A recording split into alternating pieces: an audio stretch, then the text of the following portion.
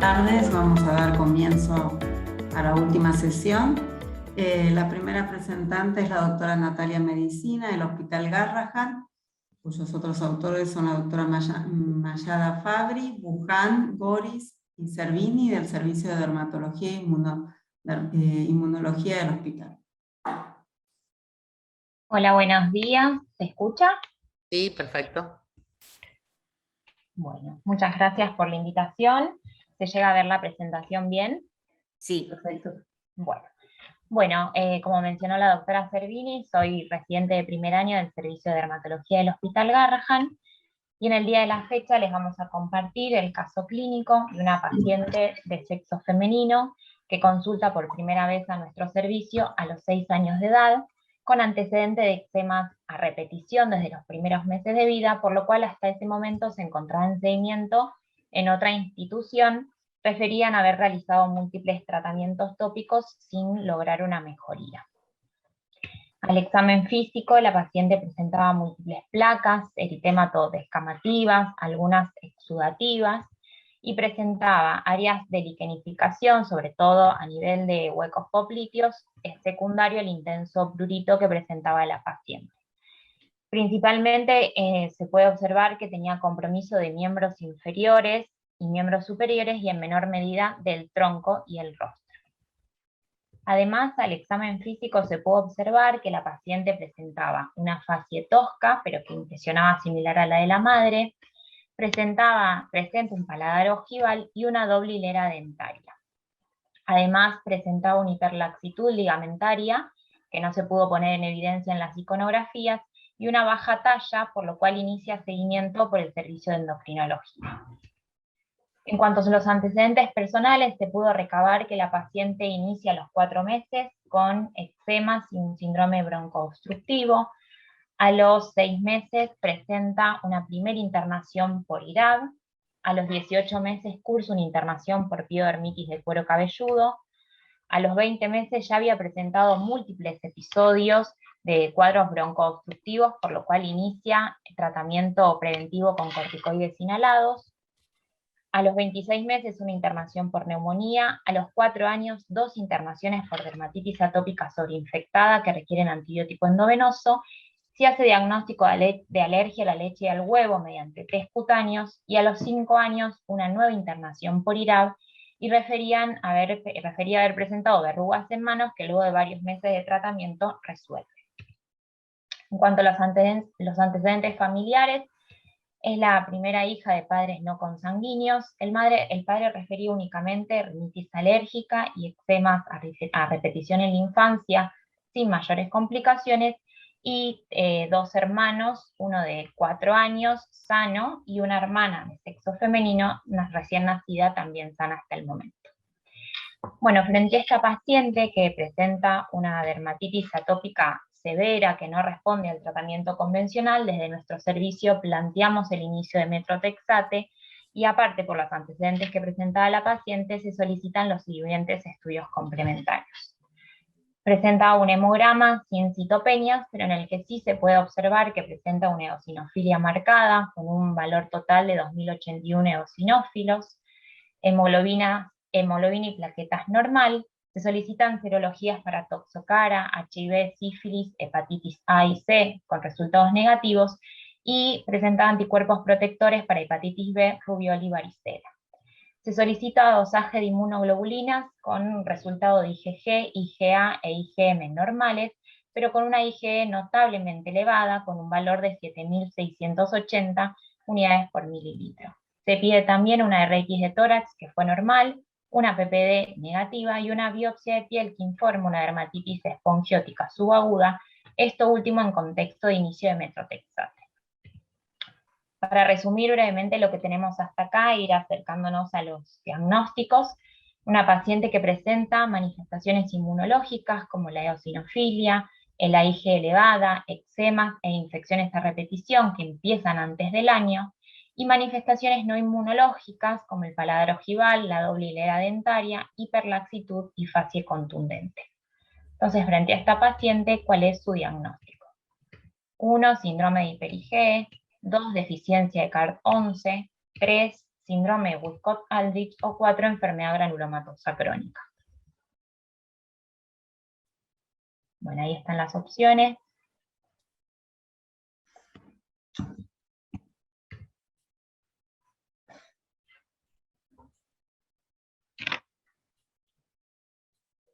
Bien. No me pasa. Bueno, al igual que la mayoría de ustedes, nosotros, y sobre todo el servicio de inmunología, tenía una alta sospecha de un síndrome de hiper-IgE por lo que presentaba la paciente, y se hizo en primera instancia la secuenciación del gen STAT3, que es la mutación descrita históricamente en el síndrome de hiper-IgE, no encontrando alteraciones. Sin embargo, había una alta sospecha de que esta paciente presentaba una inmunodeficiencia, por lo tanto se hizo un panel de inmunodeficiencias primarias que incluía 122 genes, donde se detecta una mutación patogénica heterocigota en el gen CARD11 con pérdida de función. Se hace también un panel familiar donde se observa que tanto el padre como los dos hermanos presentaban la misma mutación y la madre no presentaba mutaciones en el gen CARD11. Coincidiendo con el genotipo de la paciente y el estudio genético, se llega al diagnóstico definitivo de una deficiencia de CARD11. En cuanto a los tips diagnósticos, mencionar brevemente que el gen CARD11 codifica una proteína de membrana que es requerida para la señalización del linfocito T y B, y que por lo tanto produce una inmunodeficiencia combinada, y que recién en el 2017 se describe asociada a dermatitis atópica, siendo esta la manifestación más característica de esta entidad. El 80% de los pacientes presentan dermatitis atópica, en su mayoría grave, pero puede ser incluso leve. Otras manifestaciones de atopía como asma, alergias alimentarias e infecciones a repetición, tanto bacterianas como por virus. Son pacientes que suelen presentar infecciones por molusco o herpes, y en el laboratorio presentan con gran frecuencia eosinofilia e IgE elevada, y en menor medida hipogamaglobulinemia y neutropenia. Bueno, y por último, el diagnóstico de certeza se va a hacer con el estudio genético en un paciente que por la clínica lo sospechemos, y poniendo énfasis o reforzando la importancia del estudio genético, ya que en la actualidad hay muchas variantes descritas que generan trastornos similares al síndrome de hiper-IgE. En cuanto a los tips terapéuticos, se sugiere el manejo de síntomas y complicaciones que puedan presentar en la evolución estos pacientes, profilaxis con trimetoprima, sulfametoxazol, 5 miligramos kilo día, 3 veces por semana, por la susceptibilidad que presentan los pacientes a infecciones por Staphylococcus aureus y neumocistis, por el compromiso celular que presentan, y gamma globulina es el tratamiento de primera elección en los pacientes porque presentan en general hipogamaglobulinemia con compromiso de la inmunidad humoral.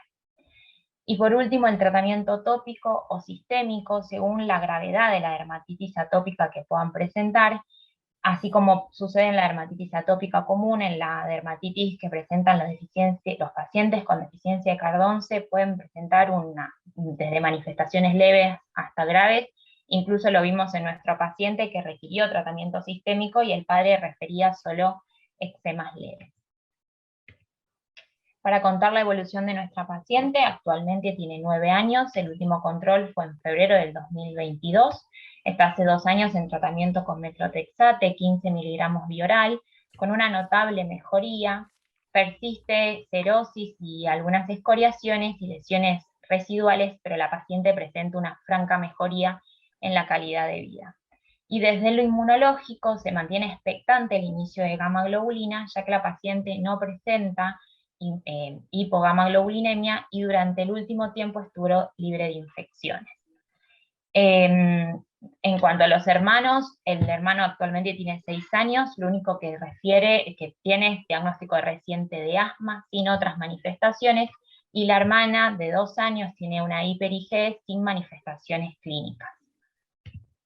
Como conclusiones, queríamos resaltar la importancia de pesquisar una inmunodeficiencia subyacente en pacientes con dermatitis atópica severa e infecciones recurrentes, tener presente que existen otras inmunodeficiencias asociadas a dermatitis atópica, eosinofilia e IgE elevada, más allá del síndrome hiper IgE clásico debido a la deficiencia de STAT3, y que el diagnóstico de certeza nos permite un correcto abordaje y un tratamiento oportuno, así como también el consejo genético. Muchas gracias por su atención.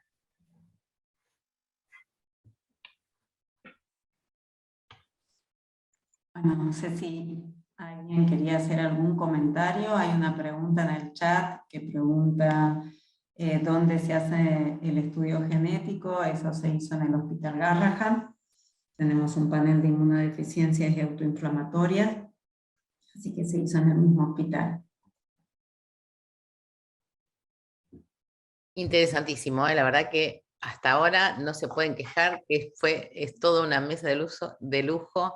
A ver cuál es el caso más lindo, realmente muchísimas gracias, porque gracias a ustedes tenemos este nivel de excelencia en esta jornada. Gracias a todos. Muy interesante el caso, y es difícil sospechar una inmunodeficiencia en CAD11, pero bueno, los que tenemos muchos años en dermatología, a veces veíamos estas dermatitis atópica severa, que no respondían a nada, que tenían IgE elevada, que tenían un montón de criterios y no podíamos por ahí cerrarlos. Y muchas veces en esa época también usábamos gamma-globulina así empíricamente y mejoraban. Así que bueno, esta posibilidad de hacer estudios genéticos es importante, de hacer estos estudios moleculares, porque bueno, estamos parados de otro lugar. Expectativas diferentes, así que muy interesante el caso, Andrea. Bueno, ¿alguna acotación más? Bueno, seguimos con el siguiente caso. Presentamos a la doctora Florencia Canzuti, es médica residente del Hospital de Niños Pedro de Elizalde. Va a presentar un caso de nuestro hospital con las doctoras Müller, Yarza y Gress. Adelante, Flor. Hola, bueno, buen día. Paso a compartir pantalla.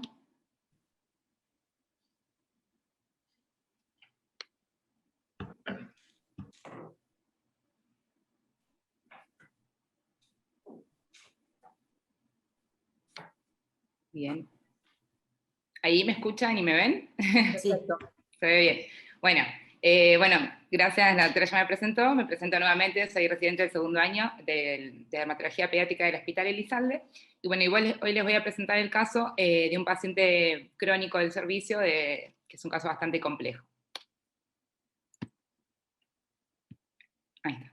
Bueno, se trata de un paciente de sexo masculino, de 2 años y 7 meses de edad actualmente, sin antecedentes familiares de relevancia, que como antecedentes personales es un nacido de término, de peso adecuado gestacional, primer hijo de una pareja no consanguínea, producto de un embarazo controlado con parto vaginal, que requirió internación en 11 días, por 11 días en neonatología por un síndrome de distrés respiratorio con requerimiento de oxígeno, y estuvo además en luminoterapia por 48 horas por hiperbilirrubinemia.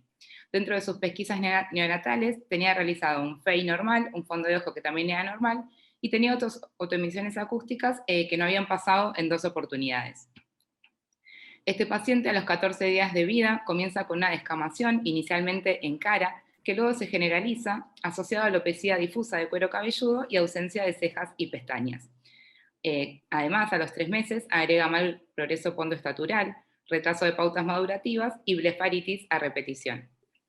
Se interna por primera vez a los 5 meses de vida en el Hospital Santo Yani, donde lo derivan a nuestro hospital para evaluación multidisciplinaria, con los diagnósticos del compromiso cutáneo, la desnutrición crónica y el retraso neuromadurativo. Previo a esto, el niño había tenido controles pediátricos, pero sin, digamos, un buen abordaje. Había perdido seguimiento. Bueno, la primera vez que lo vemos en el servicio fue justo previo a la pandemia, tenía 6 meses de vida. Lo que podemos observar en este paciente es la descamación generalizada, que es lo que más llama la atención. Eran escamas finas, blanquecinas, de distribución generalizada. En cuero cabelludo eran más gruesas, en algunas zonas aglutinaban pelo.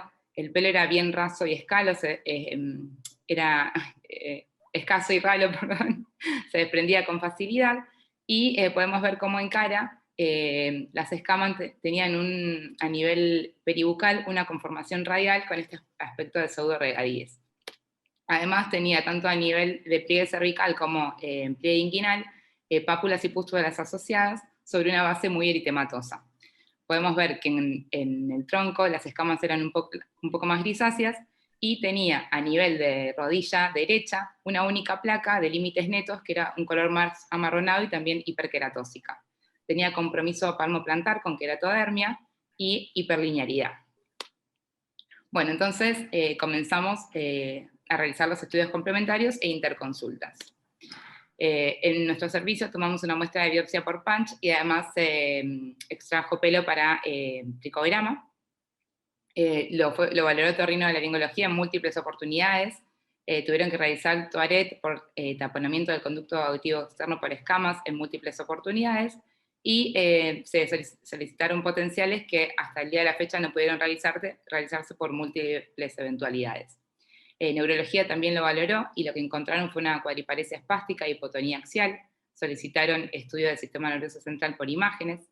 Oftalmología también realiza seguimiento con fondos de ojos seriados, que inicialmente fueron todos normales, pero en el último, que es hace 2 meses, detectaron una opacidad leve en la cápsula posterior con un reflejo rojo dudoso. También tiene seguimiento por nutrición, cardiología, que en el ecocardio presentó una CIA sin repercusión hemodinámica, genética, odontología y kinesioterapia. En cuanto a los estudios complementarios, se realizó también laboratorio, ecografía abdominal, que fueron siempre dentro de límites normales, excepto que agregó una anemia ferropénica secundaria a su desnutrición crónica. En las imágenes del sistema nervioso central, la foto que tenemos es de la tomografía del paciente, que podemos ver la braquicefalia que presentaba también clínicamente, y dilatación de los ventrículos laterales, además asociado a un septum pellucidum dismórfico, que eso se evidenció en la resonancia. El último fondo de ojo, como les mencionaba, fue el único patológico con esta opacidad, y los potenciales evocados todavía no pudieron realizarse. Tenemos las autoemisiones que no pasaban, y bueno, y un niño con retraso de lenguaje y de pautas. En cuanto a los resultados de la parte dermatológica, la biopsia fue compatible con una dermatitis ictiosiforme, y además presentó una displasia pilosa, que en la de la foto tenía una tricorrexis nodosa y después una tricosquisis en el examen posterior. Bueno, lo que podemos ver es la evolución, el compromiso crónico cutáneo de este niño, cómo la eritroqueratodermia fue siendo cada vez marcada al pasar de los años con su crecimiento. También cómo fue evolucionando el compromiso sistémico. Podemos ver esta aparición de placas que comenzaron a ser fijas, sobre todo a nivel de zonas articulares y en miembros, con el compromiso, como decíamos, de las extremidades. Estas placas comenzaron a ser más duras, rugosas, con este aspecto de cuero, con fisuras, con escamas gruesas, el compromiso palmoplantar también más severo, y podemos observar la distrofia unguial. Además, no se ve en la foto, pero asociaba alteración del esmalte dental. Bueno, actualmente este niño, como dijimos, tiene 2 años y 7 meses, tuvo una internación reciente en enero de este año por exacerbación de su enfermedad de base con un compromiso generalizado, una eritrodermia. Podemos ver cómo además asociaba erosión y destrechamiento cutáneo de un montón de, casi generalizado, y como decíamos, el compromiso severo crónico y progresivo. Además, en esa internación rescató un COVID positivo, requirió morfina y AINES para manejo del dolor, antipruriginosos y antibióticos endovenosos. Además, se actualizó de nuevo el seguimiento con todos los servicios, incluyendo cuidados paliativos. Bueno, este niño continúa en seguimiento multidisciplinario en el hospital, realiza además estimulación temprana, kinesiología, fono, tratamiento sintomático, y además hay acompañamiento del servicio social por parte a la familia, a la madre que está sola acá en el país. Bueno, entonces ahora, un poco con todo lo que fuimos obteniendo de los datos clínicos de este paciente, el síndrome ictiosiforme con displasia pilosa y onicodistrofia, la desnutrición crónica, el retardo neuromodulativo con la paraparesia espástica, opacidad corneal y esta sospecha de hipoacusia. ¿A qué diagnóstico se orientarían? Bueno, ahí se ven las opciones, ¿sí? Un síndrome de Sjögren-Larsson, un síndrome de Kidd, una ictiosis ligada al X, un síndrome de Netterton.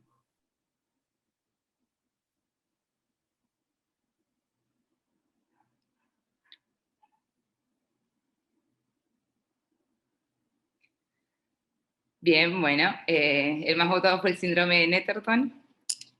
Bueno, ahí está. Voy a continuar con la presentación. Lo que vi es que fue bastante dividido, y es un poco lo que nos pasó en el servicio durante este tiempo de seguimiento con este paciente. Ahí está. Bueno, en realidad nosotros hoy en día nos orientamos más a un síndrome de Kidd, pero no tenemos un diagnóstico de certeza todavía de este paciente. lo que nos hace sospechar o nos orienta o nos acerca a este síndrome es esta sospecha clínica, bueno, del síndrome ictiosiforme, que en realidad se presenta casi siempre como una eritroqueratodermia con compromiso palmoplantar desde el nacimiento o a los pocos meses de vida, el compromiso, digamos, la hipoacusia, que en realidad es una hipoacusia neurosensorial, es congénita y no progresiva, pero puede no detectarse, digamos, al nacer o en los primeros meses de vida, y ser evidente en forma más tardía por retraso del lenguaje o retraso del aprendizaje. La queratitis es el compromiso ocular que ocurre por una neovascularización, que la queratitis sí es progresiva, pero es de aparición más tardía, entonces en todos los primeros controles la primera infancia puede ser normal y aparecer de forma más tardía, por eso es muy importante el seguimiento por oftalmología.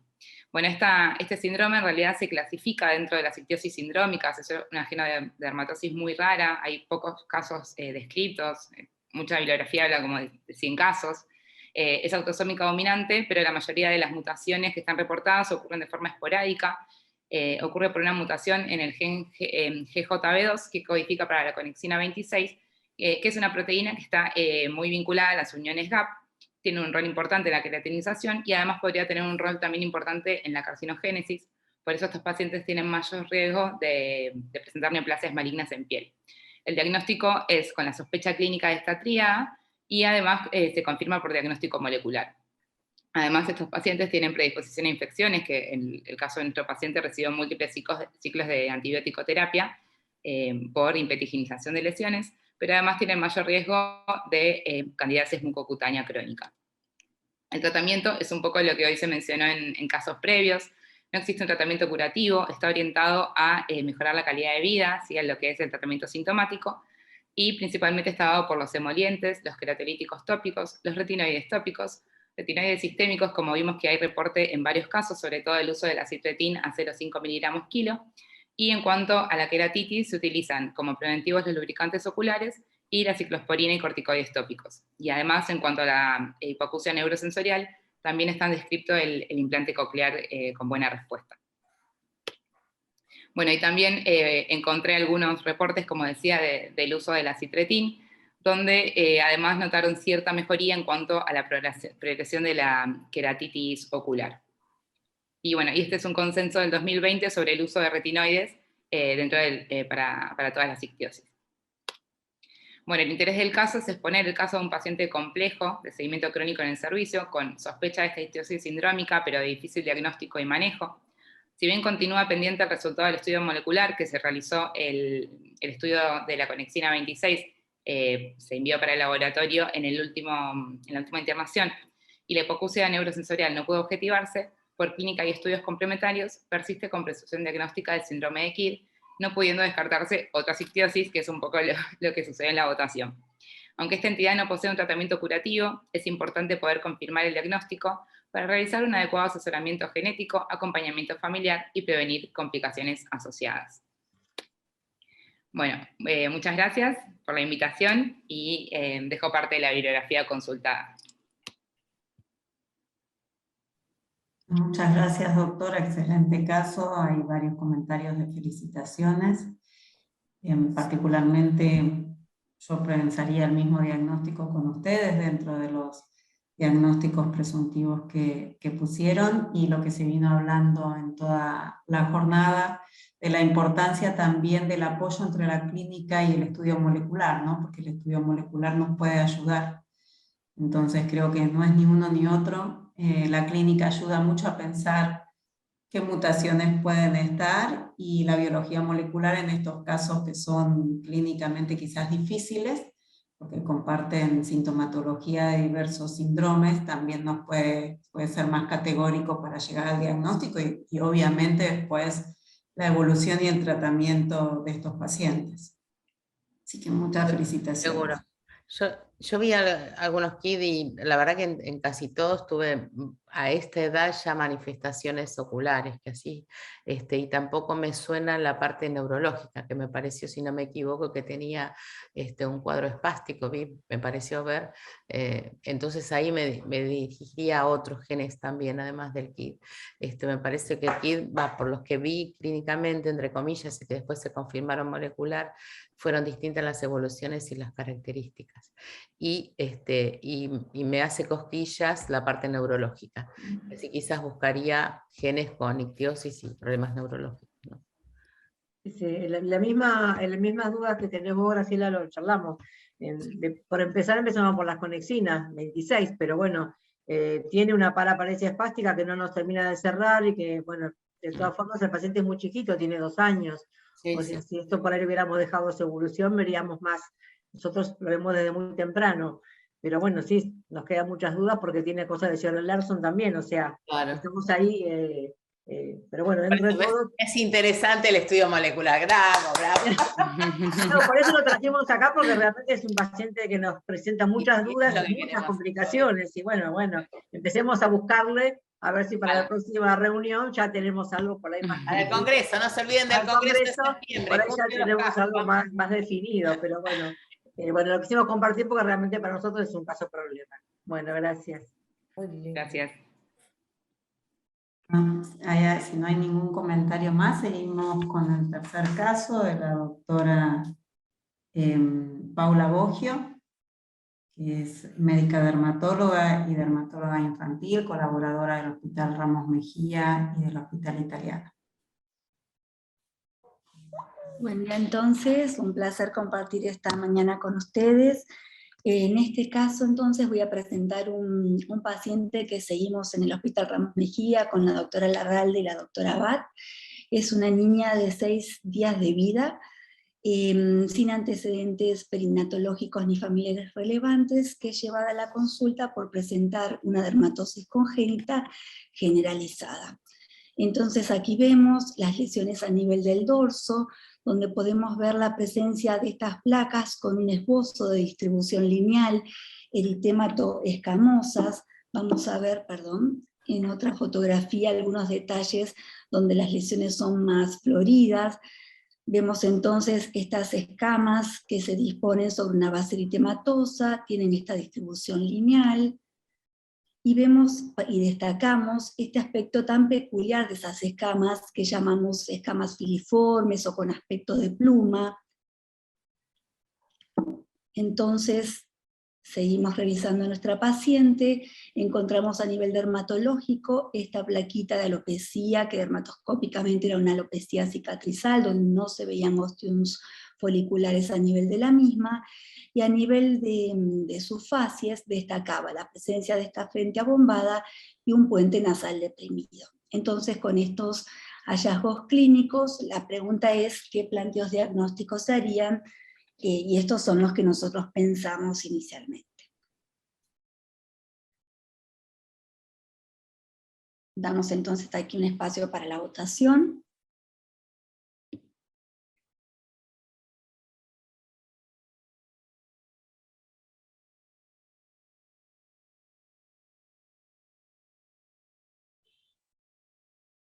Se escucha bien, ¿no? Perdón. Sí, perfecto. Gracias. Bueno, no veo yo los resultados, aquí aparecen los resultados entonces. La mayor parte de la audiencia pensó en un síndrome de Conradi-Hunerman-Happel. Esto fue también nuestra primera presunción diagnóstica, y en virtud de lo mismo entonces proseguimos con los estudios complementarios.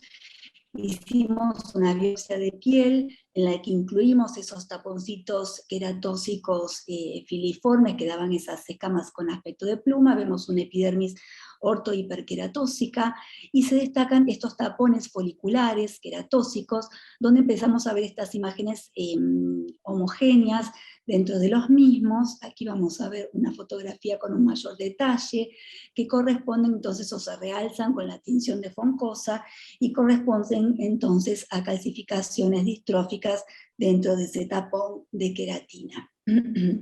Además, pudimos dosar los precursores séricos de esteroles, pensando en este diagnóstico donde el gen mutado codifica una enzima que metaboliza o participa en el metabolismo del colesterol, y encontramos 8 de hidrocolesterol y 8,9 colesterol elevados que apoyaban también nuestro diagnóstico.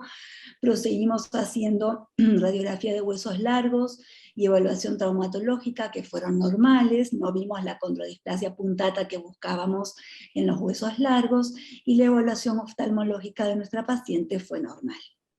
Entonces, con esta constelación de hallazgos clínicos, laboratoriales, con esta determinación de los precursores séricos de esteroles elevados, y esta calcificación distrófica de esos tapones foliculares, cerramos el diagnóstico de síndrome de Conrad y Hunerman-Happel. Más tarde se pudo hacer el estudio genético y se confirmó desde el punto de vista molecular. Y un par de fotografías de la evolución para luego reforzar algunos conceptos respecto a los tips diagnósticos. Recordar que las lesiones, fíjense al mes de vida, como las lesiones cutáneas eran mucho menos evidentes, empezaban a desvanecerse. Hacia los 2 años de vida no había más lesiones, digamos, estas lesiones ictiosiformes, y sí habían aparecido estas máculas hipomelanóticas, claramente siguiendo las líneas de Blaschko, en algunos sectores con una muy discreta atrofia. Y fíjense cómo con el correr del tiempo, si bien no habíamos visto la condrodisplasia puntata radiológica, la paciente empezó a presentar una asimetría de las extremidades inferiores. Entonces, en relación a esta patología, destacar como tips diagnósticos clínicos que debemos sospecharla cuando encontremos lesiones ictiosiformes lineales que siguen las líneas de Blaschko y con esas escamas, con ese aspecto en plumas tan característico. Como tips diagnósticos histopatológicos cutáneos, recordar que esa calcificación de los tapones foliculares es prácticamente patognomónico de esta entidad. Sin embargo, es un hallazgo temprano y transitorio, porque las lesiones de hecho clínicamente van desapareciendo. Por lo tanto, si sospechamos este cuadro, debemos biopsiar tempranamente a los pacientes. Y dentro de los tips diagnósticos a nivel de exámenes complementarios, recordar la determinación de los precursores séricos de esteroles, cuyo aumento es altamente específico y sensible como método diagnóstico para esta enfermedad, y la condrodisplasia puntata, al igual que las alteraciones histopatológicas, es temprana y transitoria, por lo tanto las imágenes deben ser tomadas de manera precoz. Les agradezco entonces la atención, les dejo aquí mis contactos y los invitamos para dentro de bastante tiempo al Mundial de Dermatología Pediátrica que vamos a tener en el año 2025. Muchas gracias. Dejo de compartir. Muy buena, felicitaciones, me encantó. Muy buena presentación. Gracias. Y allí estaremos en el 2025. Vamos todavía. Sí. Si llegamos, El cielo nos ampara. El mundo lo permite. Esperemos que la pandemia haya terminado. Y la garrita. Bueno. Quedamos todos callados. Comentario que quieran hacer, un excelente caso, muy ilustrativo. Sí, básicamente creo que es muy pedagógico porque tenía todo, era bastante cerradito. Bueno, sí. Hay una pregunta, si se podría pensar en una inmunodeficiencia, ¿puede ser que haya una pregunta? En este caso nosotros la vimos muy, muy tempranamente. Susana, la paciente, no tenía ninguna otra cosa para pensar y no era una eritrodermia difusa lo que tenía, sino que las lesiones eran muy lineales, entonces un poquito ya eso, no hay ninguna otra ictiosis que tenga lesiones lineales, entonces eso ya casi nos descarta pensar en otras cosas, ¿no? No, sí, clínicamente se veían perfectas, las fotos estaban perfectas. Había una pregunta nada más. Bueno, doctor Mario Vitar, que levantó su mano. Sí, excelente, muy, muy bonito el caso. Bueno, como vos Bueno, dijiste, Marito. no sé si de libro, mejor que de libro, pocos casos son como este, como lo presentaste, te felicito. Muy bueno, Paula. Y el manejo también, como lo hicieron, excelente. Pregunto, ¿le hicieron el estudio genético? Sí, se hizo bastante más tardíamente, ¿no? La verdad, y se confirmó la mutación en NBP. Se confirmó. Perfecto. Sí. ¿Y lo hicieron porque lo consideraron necesario? No, la verdad porque porque ya teníamos clínicamente el diagnóstico cerrado, la verdad no teníamos mayores dudas, pero estuvo la posibilidad de mandar la muestra y hacerse el estudio genético. Perfecto.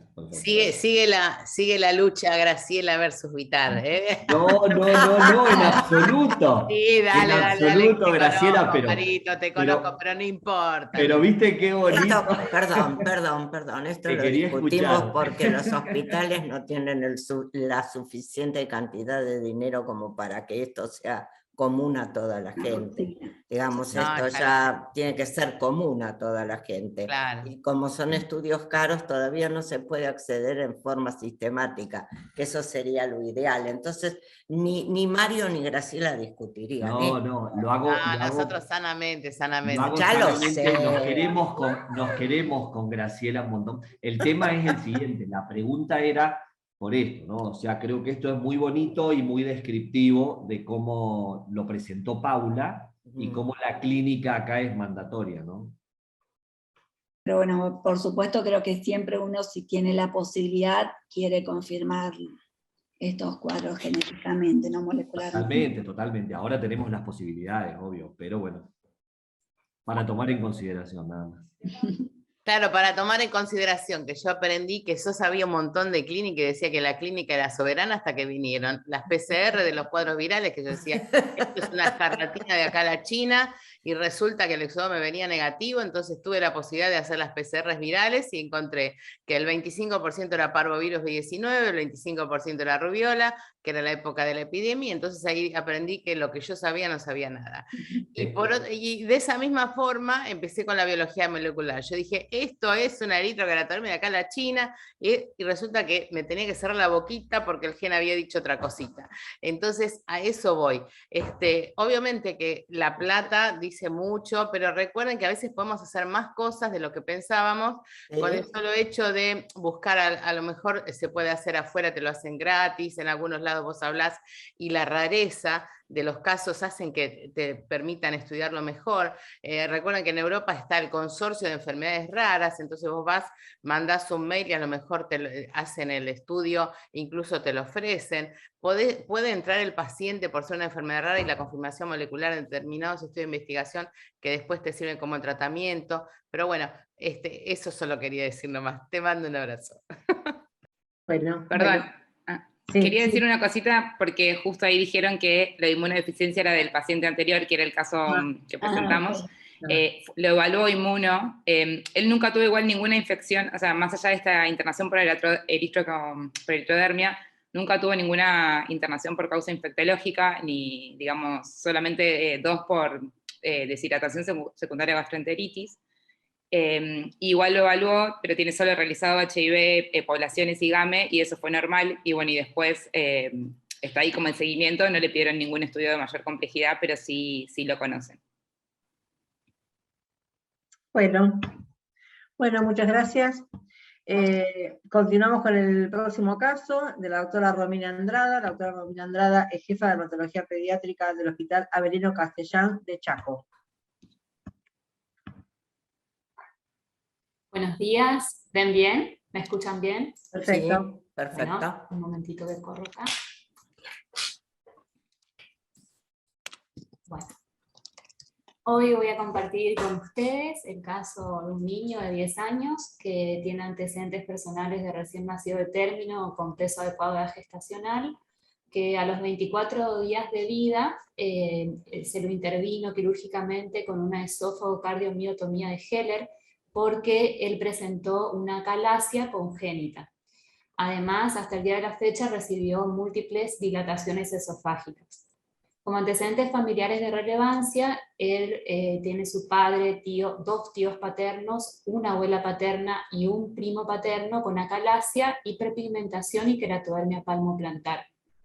El motivo de consulta en realidad nosotros lo conocemos, derivado de gastroenterología, por presentar esta hiperpigmentación que ustedes pueden observar acá en la imagen, en la región distal de los dedos, también en zonas de pliegue y sitios de roce y depresión. Con el correr del tiempo pudimos observar que también apareció esta pigmentación moteada sobre todo en la zona del tronco anterior y posterior. Y en esta imagen ustedes pueden observar el seguimiento de esta hiperkeratosis palmoplantar, que realmente fue progresiva, por eso decimos que es progredens, no transgredens porque no transgredía la parte palmoplantar, y era de tipo difusa. También con los años pudimos ver esa acentuación en lo que es la hiperpigmentación, y otras lesiones que aparecieron fueron estas máculas de tipo redondeadas que aparecieron en diferentes sitios, que la mamá después, en este último tiempo, empezó a referir que se ponían rosaditas. Al hacer la prueba de roce, ustedes pueden observar aquí cómo aparece este eritema y edema en la zona, con lo cual podíamos decir, bueno, quizá era un pseudo-Garier. Y además, el paciente tenía pobre curación de las heridas y voz nasal, que esto obviamente lo fuimos a buscar cuando ya teníamos un poco más el panorama de la patología. Un dato clave para nosotros fue conocer al papá, que como les comenté tenía calasia, hiperpigmentación, y ustedes pueden observar acá esta keratodermia palmoplantar, que en realidad el papá la tenía de tipo puntiforme, y sí era transgredens porque ustedes pueden observar que también tenían los nudillos. Además tenía una fase peculiar, esa cara larga, filtrum largo, los labios superiores finos, y nariz bulbosa y epicanto. Y fíjense que algo muy llamativo era la inyección conjuntival, que al preguntarle el papá refería que tenía ojo seco. El papá falleció a los 37 años. Bueno, esto hizo que nos planteemos ante este paciente que presentaba esta calasia de tipo congénita y a su vez hereditaria por el antecedente familiar, recordando que la calasia es un trastorno motor primario que afecta al esfínter esofágico inferior, que no puede relajarse, y también que se altera todo lo que es la peristalsis esofágica, con lo cual compromete el traspaso, ¿no es cierto?, del alimento del esófago al estómago. Teníamos esta pigmentación moteada, la hiperpigmentación que les comenté, la keratodermia que la asumimos como sindrómica por la presencia de manifestaciones extracutáneas, y nuestro paciente, al interrogar a la mamá, sí tenía ese llanto sin lágrimas característico que la mamá decía desde bebé. Bueno, entonces hasta acá pensamos en algunos diagnósticos, no sé si quieren poner la plaquita. Pensamos en una epidermolisis bullosa, pigmentación moteada, en una discromía universal hereditaria, en un síndrome AAA, o en un hidroarsenicismo crónico regional endémico, recordando que nosotros estamos en una zona endémica en Chaco.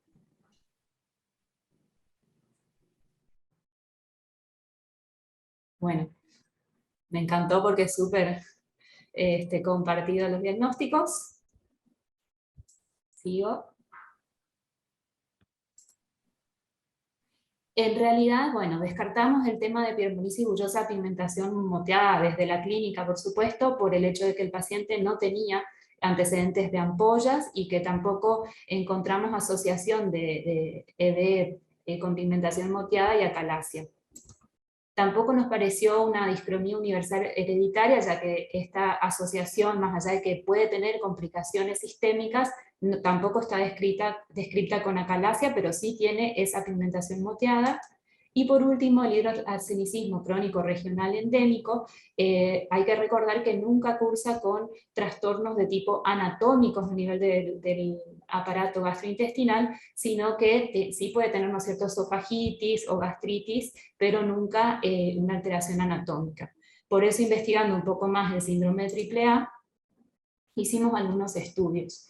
Por supuesto pedimos serología de Chagas, recordando que es una de las causas más frecuentes de acalasia, sobre todo también en Chaco, que todavía tenemos una zona endémica en Chagas, pero dio negativo, y también a los familiares.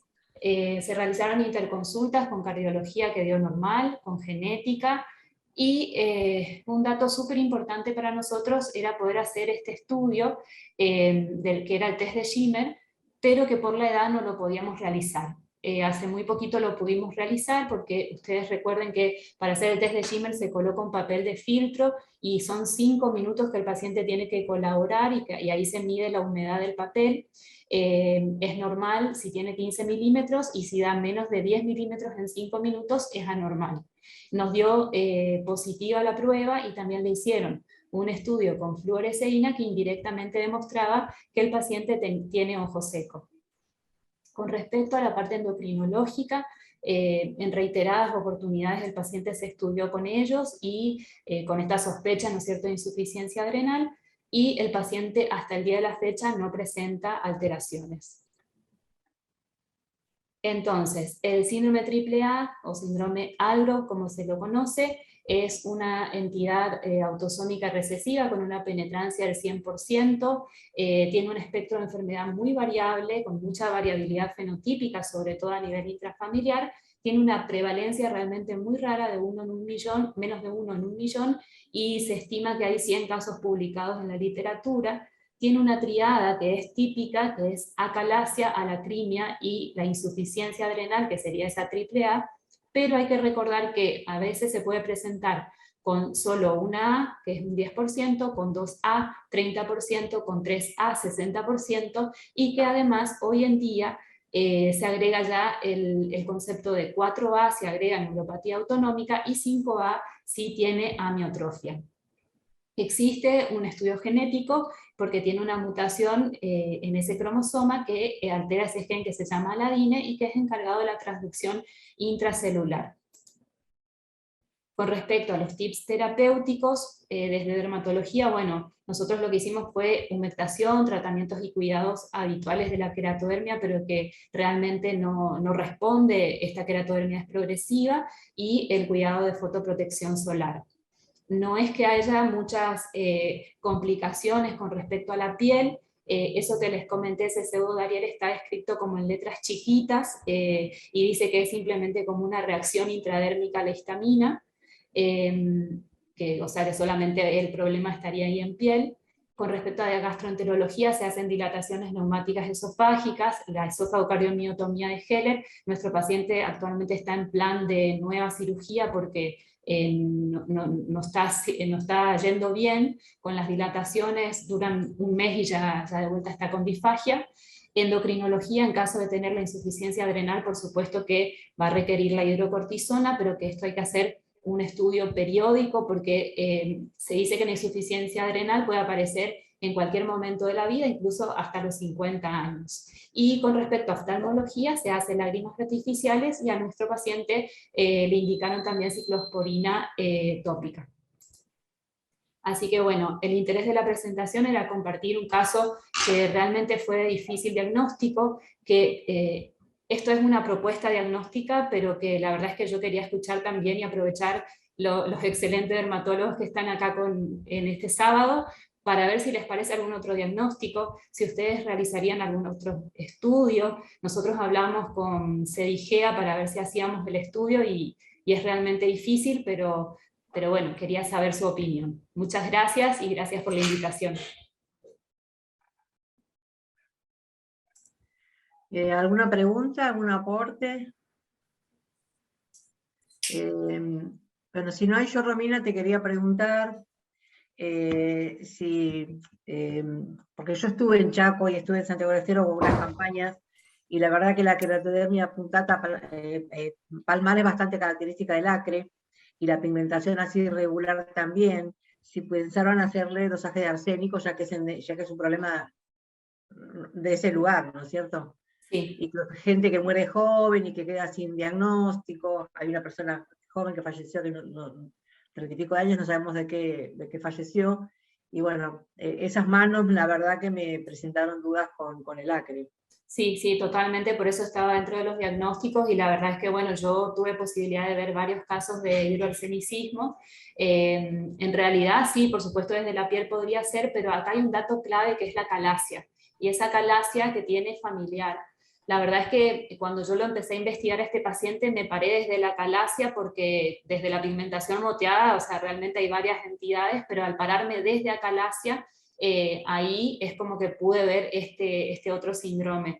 La verdad es que no se lo hicimos, pero ya te digo, o sea, por el hecho de que varias generaciones en diferentes oportunidades tienen esto, y por otro lado, él donde vive justamente no es una zona de Acre, que es Presidencia Plaza, que no es una zona donde está reconocida como de hidroarsenicismo. Igual, viste que Sí, inclusive en Buenos Aires hay sí, bastante, seguro, seguro. Santa Fe, Córdoba. O sea, Seguro. yo igual se lo pediría. Sí. Bien, bien, perfecto. Es una sugerencia nada más. Sí, perfecto. Bueno, no sé si alguien más. Bueno, continuamos. Betty. Gracias. Bueno, seguimos con Muy el lindo. próximo caso de la doctora Paula Luna. Vamos a poner el video porque ha tenido un inconveniente que no ha podido estar presente, pero nos ha dejado su presentación.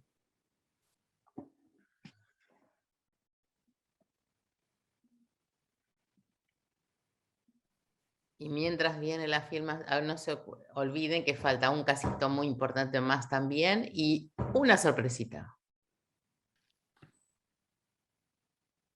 Hola, ¿qué tal? Soy la doctora Paula Luna, soy dermatóloga y dermatopediatra del Hospital Alemán. Quería agradecer muchísimo la invitación a compartirles este caso de Haga su diagnóstico. Bueno, empecemos con el casito. Es un chiquito que vimos recientemente. Es un paciente, un recién nacido pretérmino, pero por ruptura prematura de membranas, con peso adecuado para edad gestacional, sin antecedentes perinatológicos de relevancia, o sea, un parto sin demasiada relevancia, más allá de esa ruptura prematura, pero sí con un antecedente paterno de una dermatosis al nacimiento, no filiada, pero que actualmente solamente tenía una distrofia unguial y una alteración dentaria, pero el resto del tegumento estaba normal. El papá lo que refería es que a él le habían dicho que lo que tenía era una incontinencia pigmenti. Recordemos que el papá tiene alrededor de 45 años, entonces probablemente los conocimientos en ese momento eran distintos a los conocimientos en la actualidad. Pero este es el bebé, como podemos ver, tenía una facie bastante peculiar, tenía ausencia de pestañas y cejas, un puente nasal achatado, y también tiene como todas estas erosiones en todo el cuerpo, y lo que podemos ver también en esta foto es la anoniquia o la hiponiquia, o la microniquia. Además, el paciente presentaba algunas otras características que nos hicieron pensar en el diagnóstico, además de todas, como les contaba, este cuerpo con estas erosiones bien superficiales, no tenía ampollas francas, si bien tenía una descamación en las palmas y en las plantas, no tenía ampollas francas, pero sí erosiones generalizadas que predominaban en el dorso, como en este caso, y en la región del pañal, probablemente acentuadas por el roce. Pero además, cuando vimos a este chiquito, le fuimos a ver la boca, donde lo que presentaba era un paladar hendido bien, muy importante, y además revisamos las manos y los pies para ver si tenía alguna alteración y si tenía esta ectrodactilia en los pies. No era tan manifiesta, no estaban completamente separados, pero sí era marcada la ectrodactilia. A lo largo de los días, el paciente fue mejorando, fue repitelizando casi por completo en un inicio, empezó a tener dificultad para ganar peso, dificultad para la succión, impresionaba tener bastante dolor, pero fue repitelizando casi por completo, pero a los pocos días el cuero cabelludo, el resto del cuerpo mejoró muchísimo, pero la piel del cuero cabelludo se volvió con esta especie de tejido de granulación y muy dolorosa, por lo cual el paciente tiene dificultades para la ganancia de peso por el dolor tan fuerte que tiene. En la actualidad se encuentra, en realidad, bajo cuidados locales y con tratamiento del dolor y un control nutricional. Entonces, para ustedes, ¿cuál es el diagnóstico de este paciente? ¿Es una incontinencia pigmenti en un paciente varón? Recordemos que el papá contaba que él tenía una incontinencia pigmenti. Ahí hay varias cosas para charlar, no vienen al caso, pero podríamos hablar un rato. ¿Es una epidermolisis ampollar simple? ¿Es una epidermolisis ampollar de la unión? ¿O es una displasia ectodérmica con ectrodactilia y paladar hendido?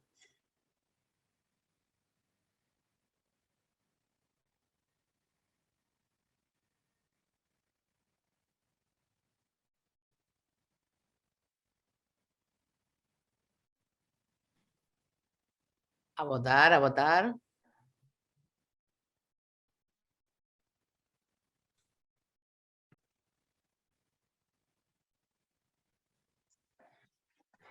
Parece que la mayoría, casi el 90%, votó por displasia ectodérmica, con ectrodactilia y paladar hendido.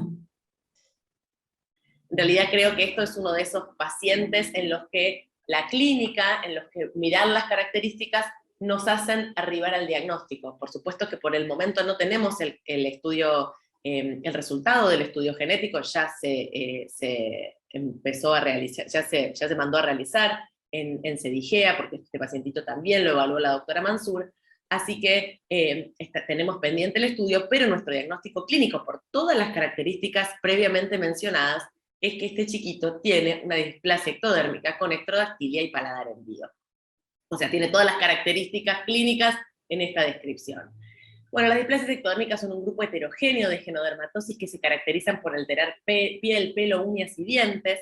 Antiguamente se las clasificaba según los fenotipos de displasia ectodérmica en la clásica hipohidrótica o anhidrótica, en la hidrótica y después en el AEC y en el EEC, y se usaban algunos nombres propios que en la actualidad tratamos de dejar en desuso, porque lo que se utiliza en la actualidad se divide a las displasias ectodérmicas en realidad en tres grupos, dependiendo de dónde está enfocada o dónde está, alrededor de qué alteración gira las manifestaciones clínicas. Entonces, hay una que es EDA focus, o sea que está enfocada en el gen del EDA, otra es la WNT focus, y por último, lo que creemos que tiene este paciente, que si bien no podemos, digamos, por las características clínicas dijimos que es un ES, hasta que no tengamos el estudio genético, que es las enfocadas en el P33 o TP63 focus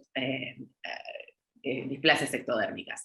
Si podemos ver en esta revisión del American Journal of Medical Genetics del 2019, bueno, ahí es donde tenemos estos cuadritos tan lindos donde ustedes pueden ver en realidad todas las diferentes displasias ectodérmicas, cómo se van interrelacionando, porque comparten desde el punto de vista fenotípico un montón de características, e incluso a veces hay otras mutaciones en otras proteínas o en otros genes que llevan a manifestaciones bastante parecidas, aunque son genes que están downstream o upstream, y no son estrictamente esos genes, pero sí están relacionados con el P63. De los que propiamente dicho se denominan trastornos relacionados con el TP63 son el AEC, el ADULT, el EEC, el Limb Mammary, el SHFM4 y el de la hendidura orofacial.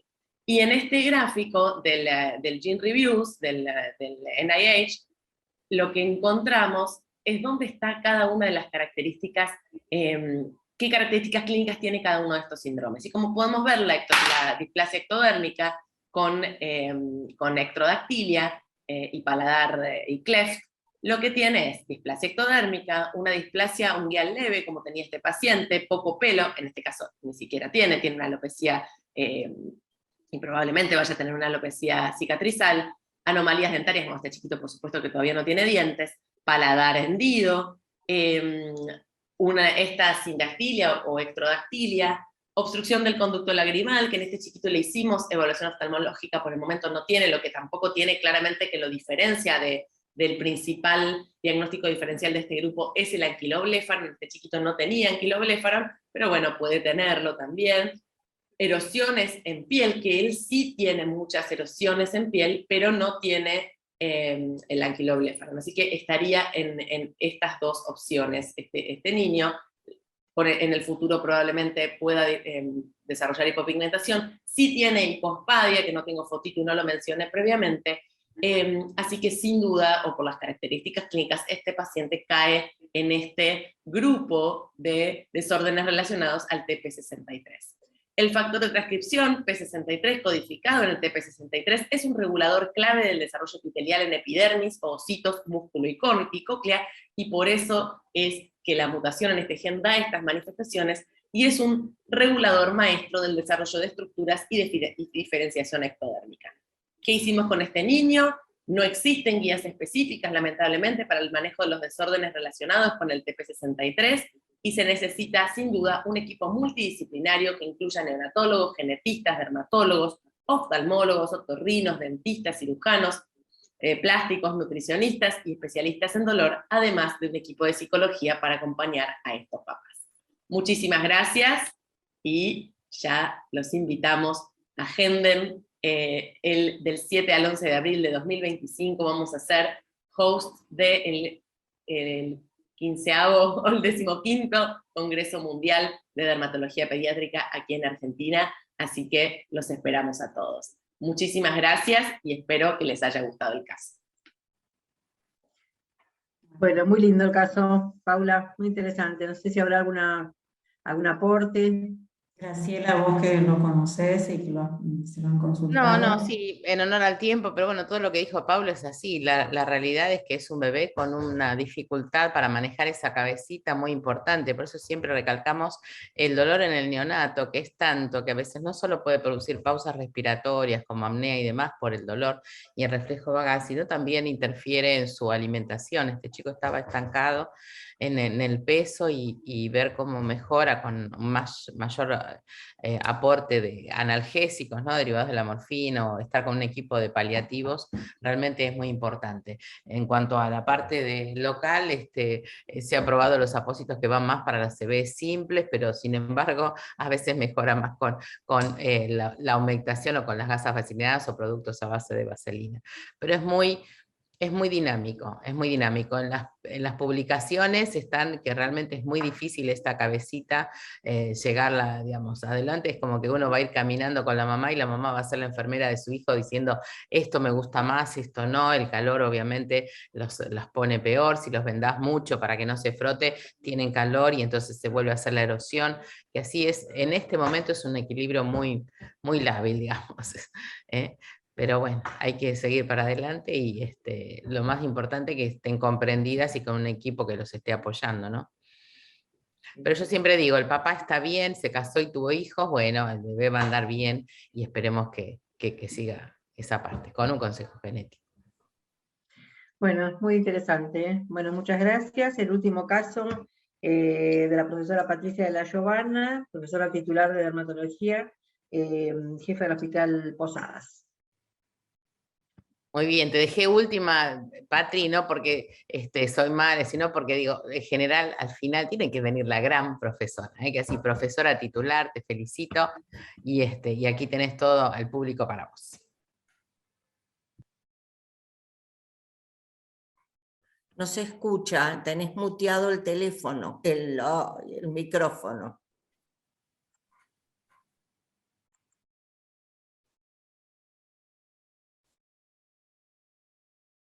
Sigue Estás muteada, Patri. Sigue muteada.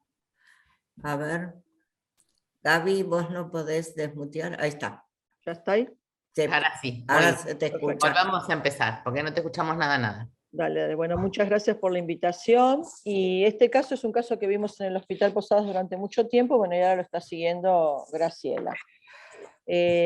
Cuando lo vimos, era una nena de 2 meses de edad, recién nacida a término, con peso adecuado para la edad, sin antecedentes familiares de importancia, pero cuando llega al servicio habíamos tenido como antecedente importante que había sido operada a los 21 días por una coartación de aorta.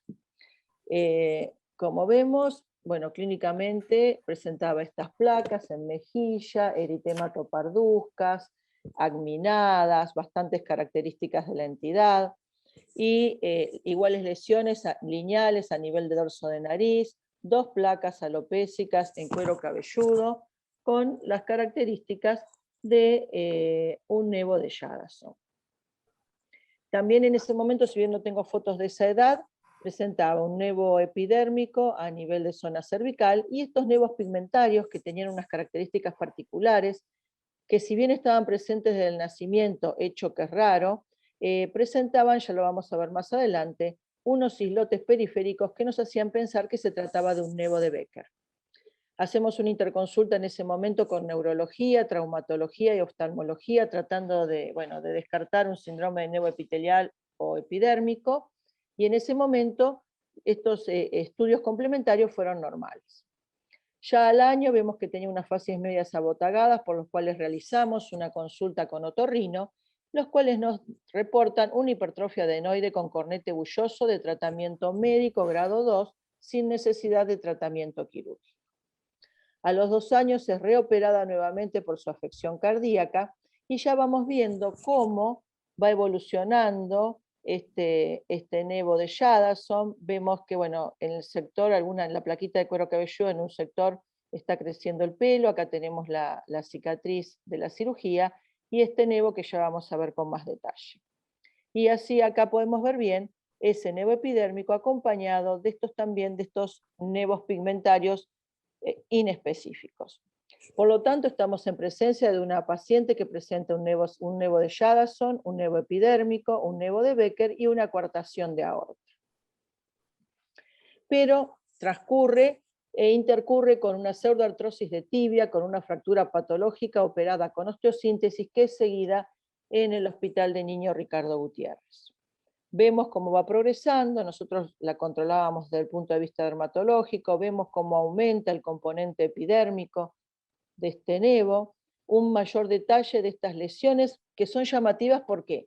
Primero, porque son congénitas, y segundo, bueno, todas estas imágenes en islote que son bastante característicos, que desde el punto de vista histológico pudimos comprobar que presentaba una hiperkeratosis, una elongación de redes de cresta, en sectores pigmentación de la basal, este amartoma de músculo liso que dio positivo para su inmunistoquímica. Por lo tanto, estamos en presencia de un nevo de Becker con amartoma de músculo liso. En un momento este nevo epidérmico le empieza a molestar, realizamos una resección quirúrgica y lo que observamos con sorpresa que tenía un nevo epidérmico, pero en la profundidad nos diagnostican neurofibroma. Y ahí empezamos a revisar las biopsias porque dijimos, se equivocaron de biopsia, ¿qué hace este neurofibroma acá?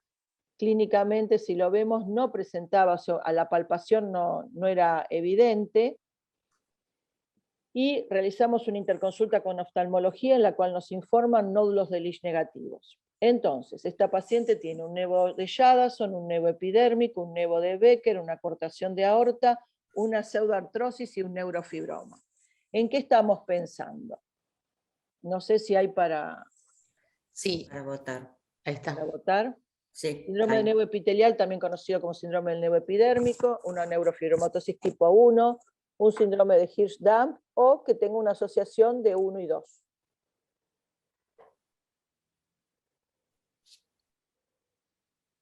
Es complicado, ¿no?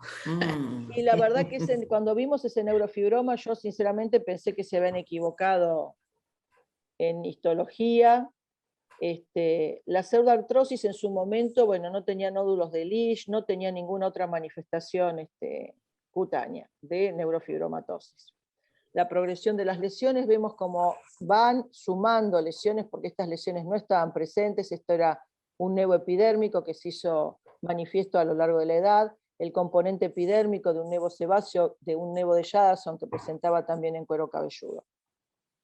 Acá otro detalle de lo que es el nevo de Becker, y esto que nosotros lo atribuíamos en su momento, traumatológicamente seguía en el Hospital de Niños, y nosotros lo interpretábamos, bueno, como el defecto que tenía a punto de partida de su pseudoartrosis. Pero bueno, esto ya después nos va a ayudar la doctora Mansur. La paciente comienza con parestesias, mareos, es estudiada en el Hospital de Niños, donde determinan que tiene un compromiso del canal medular desde el foramen oval hasta dorsal 3, que empieza con una vejiga neurogénica. La última vez que la vimos en el hospital tenía dificultades para caminar, pero todavía lo podía hacer con ayuda. Sé que en este momento estaba ya completamente con sillas de ruedas, y se le realizan 2 histologías en el Hospital de Niños, en la cual la región cervical posterior confirma neurofibroma plexiforme. Nosotros en el Posadas no pudimos llegar al del plexiforme porque en realidad desde el punto de vista patológico lo que la patóloga necesita ver es la expansión de esos dedos que se transmiten hacia el interior de la superficie. Y también realizaron una histología en el foramen magno que refiere un tejido fibroconectivo y adiposo vascularizado en áreas hialinizados, a los cuales no le pueden poner un nombre. Entonces, a través de lo que me dijo la doctora Mansur, que le realizan una cirugía de descompresión y está en tratamiento o iniciando tratamiento con el trametinib 0.5 miligramos día por tiempo prolongado para ver si se puede paliar toda la presencia de esos neurofibromas que tienen a lo largo del canal medular. Yo no tuve oportunidad de tener las imágenes. Sabemos que esto es un inhibidor MEK, y con respecto a la indicación, bueno, no tiene grandes contraindicaciones. Sí se sabe que, bueno, que hay que tomarlo con el estómago vacío y que, bueno, reacciones adversas a la droga hay unas cuantas, pero costo-beneficio vale la pena comprobarlo. Entonces, ¿qué tenemos? Tenemos una neurofibromatosis con un conjunto de nevos. Vamos a la bibliografía y vemos que el nevo sebáceo de Jadassohn tuvo muy poca bibliografía de combinación, de asociación de estas patologías. Nevo sebáceo de Jadassohn con una neurofibromatosis segmentaria, un caso de una neurofibromatosis tipo 1 típica con un pequeño nevo de Jadassohn. Nevo de Becker, hay alguna bibliografía más, yo pude encontrar 2 o 3 artículos en los cuales los ponen como coincidentes. Y finalmente, con respecto a la neurofibromatosis y nevo epidérmico, hay un artículo muy viejo del 72 que no conseguí el abstract, y un último que es un nevo epidérmico con neurofibromatosis tipo 1 que asociaba a su vez múltiples miofibromas. Por lo tanto, si nosotros hablamos de rasopatías, las podemos dividir en 2 grandes grupos. Las rasopatías germinales, dentro de las cuales incluimos a la neurofibromatosis tipo 1, que ya como sabemos tiene una alteración a nivel de la neurofibromina.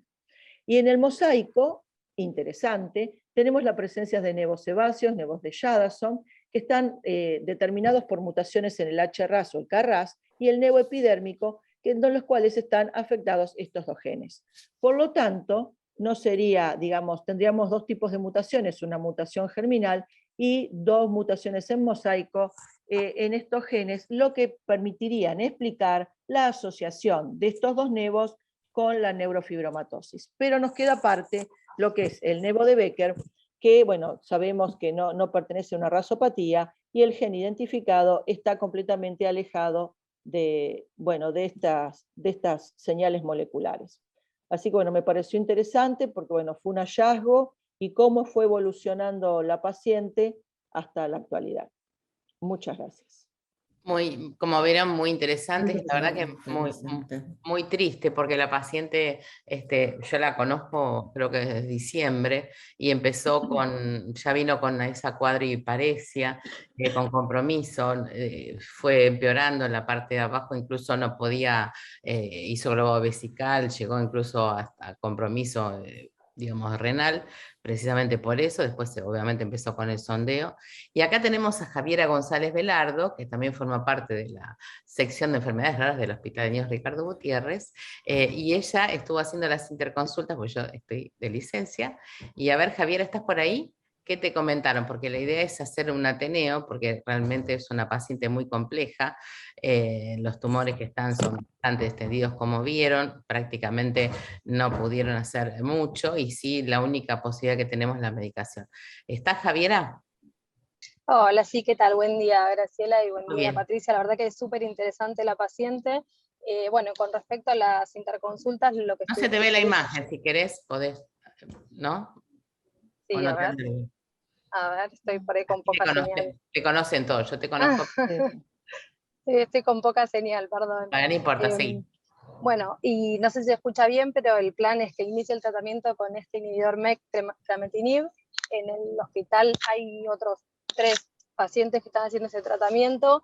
Sé también que en la institución FLENI también están haciendo tratamiento para pacientes con neurofibromatosis. Como bien se dijo temprano durante la jornada, es una medicación que se indica principalmente en casos donde no se puede hacer excisión quirúrgica, digamos, de las lesiones. Esta paciente se le hizo una cirugía descompresiva por parte de neurocirugía, y bueno, y está en plan de inicio con trametinib a 0,5 miligramos, dosis, como dijo la doctora de la Giovanna, y bueno, y el plan es hacer un ateneo y continuar el seguimiento. Sí, la verdad que haber tenido la posibilidad de seguirla desde tanto tiempo y cómo fue el desenlace, en realidad, desde el punto de vista neurológico, muy rápidamente. Igual, hace un tiempo que no la veíamos, había dejado de concurrir con la pandemia y todo, bueno, y cuando ya la vemos Ya está así. comprometida, ¿no? Pero llama la atención que uno dice, la neurofibromatosis es fácil diagnóstico. Pero esta no tenía las manchas café con leche, y los oftalmólogos no tenían nódulo de Leach, y la displasia de la tibia también está en otras patologías, que así, si uno va juntando, decís, a lo mejor tengo otro síndrome y no lo conozco, ¿no? Pero bueno, me pareció muy interesante. ¿Está la doctora Patricia Ciavarelli por ahí o no? No, bueno, sigo, terminemos entonces. ¿Estás para comentar algo si quieres? Sí, muy interesante el caso. El tema es el siguiente, que los neurofibromas plexiformes, seguramente este que tiene cérvico dorsal es un plexiforme profundo. Sí. Eso es lo que tienen indicación especialmente para el trametinib. Es decir, el selumetinib fue aprobado por la FDA para plexiformes inoperables en niños, ¿no? Especialmente, así que tendría toda la indicación. Este es un plexiforme profundo, después tuvo otro neurofibroma aislado, después tuvo coartación de aorta, la pseudoartrosis de tibia. Bueno, me parece que si bien no tiene el cuadro dermatológico típico, podríamos pensar en una NF1 o también en un mosaicismo, ¿no? Me parece que el estudio genético acá se impone, porque si queremos saber definitivamente qué es, pero diríamos los neurofibromas se ven en la NF1, porque la schwannomatosis y la NF2 son schwannomas, y este fue histológicamente un neurofibroma, así que en realidad tiene criterio, porque tiene un plexiforme, cumple criterio de NF1. Y el plexiforme lo tuvimos igual ayer. No, bueno, ayer fue el resultado. Claro, nosotros cuando tuvimos que el resultado del plexiforme sí fue reciente. Cuando lo hicimos en el Posadas, la biopsia, que primero fue un hallazgo completamente histológico, nosotros no pudimos hacer diagnóstico de plexiforme, si bien estaba evidentemente en la misma localización. No sé si por las características de la histología se llegó nada más que a diagnóstico de neurofibroma, porque le faltaban precisamente esa invasión. Que pero está informada una compresión medular cérvico-dorsal. No, sí, pero eso es de ahora. Es de ahora, no es de cuando o yo anoté mal. Digo. No, está perfecto, pero nosotros la vemos desde que tiene 2 meses, la chica ya tiene 16 años, y eso del neurofibroma, claro, fue cambiando. Fue cambiando, exacto. Lo tuvimos a los 10, 12 años. Creo que está levantando la mano Mario, ¿no? Sí, es muy, muy interesante el caso, aparte súper complejo, y acá sí habría que, bueno, desde la biología molecular ver y estudiar. Acá a lo mejor Menassi nos puede ilustrar un poco, pero hay muchas alteraciones de distintos estratos, de distintas raíces. Hay de ectodermo, de mesodermo, no se describió de endodermo absolutamente ninguna alteración, pero sería interesante porque se debería de descubrir algo que pudiese tener alguna implicancia en estos polimorfismos, digamos, estas mutaciones múltiples y este pobre cuadro clínico de esta chica, ¿no? Sí, cuando lo vi al principio, que lo descubriste muy bien, Patricia, me pareció en un inicio un síndrome de Gimmel-Perrin, pero me lo fuiste descartando a medida que fuiste avanzando con la descripción, o sea que se podría inclusive asociar en todo caso.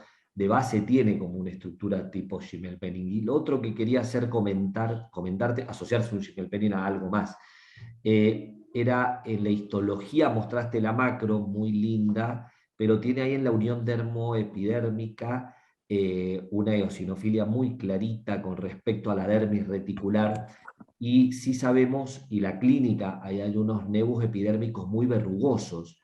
Entonces no sé si han descrito xantomas para ver si hay alguna relación, algunos nevus epidérmicos, viste, que presentan el cuadro histológico de xantoma verruciforme, exactamente. Entonces, ahí justo la biopsia que vos mostraste tenía una estaba muy lejos como para poder decirte. La verdad si que no tenía buena calidad la foto, pero es lo que... Es muy buena la foto. Lo que pasa es que, bueno, el macro, mandaron un macro, habría que haber hecho uno más micro para ver bien la dermis papilar, si hay una xantomatosis, y ahí pensar también en alguna alteración del metabolismo o mutaciones en el mecanismo de Canduch-Russell, que todos lo conocemos, que es la síntesis del colesterol, ¿no? Sí. Por ahí podría asociarse a algo más y estar más cerca de algún síndrome que conocemos. Así que bueno. Bueno. Muy interesante, ¿eh? Muy interesante. Sobre todo este trayecto, ¿no? Porque uno lo va viendo a lo largo del tiempo, muchas cosas las va sumando. No, aparte de un excelente seguimiento, ¿no? Porque Claro. hay que tener todos los datos de los pacientes desde chiquito hasta ahora. El equipo excelente. Vos me decís lo de Jimmy Penning, pero bueno, cuando ya tenemos el nevo epidérmico, yo ya lo saco de ahí y lo pongo en epidérmico. Nosotros preferimos llamarlo epitelial, pero al ir sumando nevo, sí, nosotros nos tirábamos siempre para un síndrome de nevo epidérmico. Y después cuando aparece, bueno, porque que la pseudoartrosis puede o no estar, y cuando aparece el neurofibroma, automáticamente, bueno, queremos sumar criterios y bueno, después perdemos un poco el seguimiento hasta que pasa esto.